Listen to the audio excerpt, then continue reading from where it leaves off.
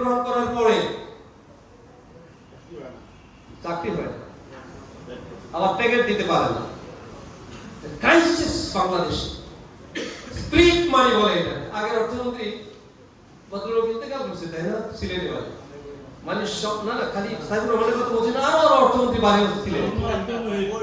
Split মানির কথা বলছি সাইফুর রহমান, যে ভেরি জেন্টলম্যান। তিনি স্প্লিট মানির শব্দ না বলতে তো কখনোই শিখেনি যে ঘুষ ছাড়া চাকরি হয় না, ঘুষ ছাড়া ফাইল চলে না। এই গেল অর্থমন্ত্রী যিনি কিছুদিন আগে ইন্তেকাল করেছেন, এই ভদ্রলোক বলে ফেললেন স্প্লিট মানি না হলে কাজটা ভালো হবে না, স্প্লিট মানি ছাড়া কাজ হবে না। একটা রাষ্ট্রের অর্থমন্ত্রী যদি স্প্লিট মানিকে এইভাবে এক্সপ্লেইন করেন, এইভাবে স্প্রেড করেন, এইভাবে জাতির সামনে শেয়ার করেন, শেয়ার তাদের জন্য ঠিক কি না? দুর্ভাগ্য জাতির জন্য, বাংলাদেশে 18 কোটি মানুষের দুর্ভাগ্য। রাষ্ট্রের একটা গুরুত্বপূর্ণ চেয়ারে বসে ওয়ার্ড ব্যবহার করার মতো দুঃসাহস দেখা। আমি দোয়া করি তার কবরটা আল্লাহ তাআলা জান্নাতে উঁচু মাকাম বানান। মৃত ব্যক্তির জন্য এর চেয়ে বেশি কিছু হওয়ার সুযোগ নেই।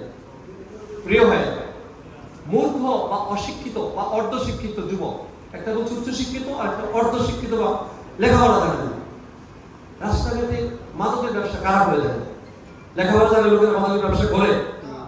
আমি এই টেবিলের উপর হাত দিয়ে কমিটমেন্ট করছি, যদি কোন রাজনৈতিক নেতা, নেতৃত্বকর্মী, কোন সাধারণ মানুষ সোনারগাঁয়ে উচ্চ শিক্ষিত লেখাপড়া জানে এমন মানুষ মাদকের সাথে জড়িত, এটা যদি দেখা দিতে পারেন, তাহলে আমি দায়িত্ব নিয়ে বলছি, এরকম শিক্ষিত মাদক ব্যবসার সাথে জড়িত যে কয়টা আছে, আমি আমার বাবা রেখে দেওয়া সম্পত্তি বিক্রি করে তাকে বিজনেসে লাগাই, যাতে মাদকের ব্যবসা করা না হয়। দায়িত্ব নিলাম, অনেক লোকের সামনে দায়িত্ব নিয়ে কথা বলি। আমি জানি মূর্খ বখাটে ছেলেগুলো মাদক ব্যবসার সাথে জড়িত। তবে একটা অসুন্দর কথা বলি, আমরা যারা রাজনৈতিক নেতৃবৃন্দ, আমাদের ছত্র ছায়ায় তারা চল।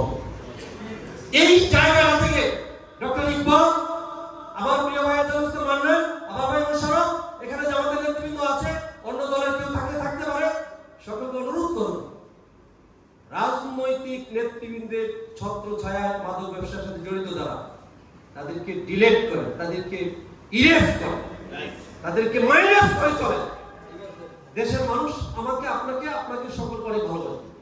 শেষ ল্যাঙ্গুয়েজ বলছি, আল্লাহ নবী সাল্লাল্লাহু আলাইহি ওয়াসাল্লাম বললেন, ও দুনিয়ার মানুষ, তোমরা খুব করে খেয়াল করো, আমি তোমাদের কাছে দুটি সম্পদ রেখে গেলাম, তার দুটি তোমার নাই।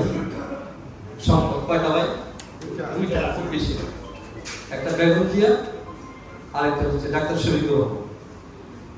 আপনি মাইক করলেন না, আপনি ইনা দিলেও বললেন না। একটা কিছু পড়ে আমি মনে করছিলাম যে আপনারা বলবেন না, নাই বল ভাই, আল্লাহ নবী এটা বলেন, বলছে নাকি বেগম জিয়া ডাক্তার শফিকুর রহমান বলছে না? চমৎকার তিনি ল্যাঙ্গুয়েজ বলেছেন। তিনি বিদায় হজ্জের ঐতিহাসিক ভাষণে, যেখানে 1.5 লক্ষাধিক সাহাবায়ে কেরাম প্রেজেন্ট ছিলেন, এবং আল্লাহ নবীর সর্বশেষ ভাষণ এটা, তার জীবদ্দশায় সর্বশেষ ভাষণ। কি বললেন? ও দুনিয়ার মানুষ, বাংলাদেশের 18 কোটি মানুষ, খুব কান পেতে খেয়াল করো, দুটি সম্পদ রেখে গেলাম, লান তাদিল্লু মা তামাসসাকতুম বিহিমা। সম্পদ দুইটাকে যদি শক্ত করে ধারণ করতে পারো, আমি আল্লাহ নবী বললাম লান তাদিল্লু।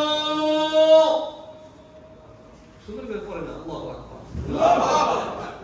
ওয়াসসালাম নাজি, আল্লাহ নবী বলেন, তোমাদের কখনো পদচ্যুতি হবে না, তোমরা লাঞ্ছিত হবে না, তোমরা বঞ্চিত হবে না। আল্লাহ নবীর কথা মিথ্যা হতে পারে না। দুনিয়ার সব কাজ হয়ে যেতে পারে মিথ্যায়, আল্লাহ নবীর একটা ওয়ার্ড, নট একটা লেটার চেঞ্জ হওয়ার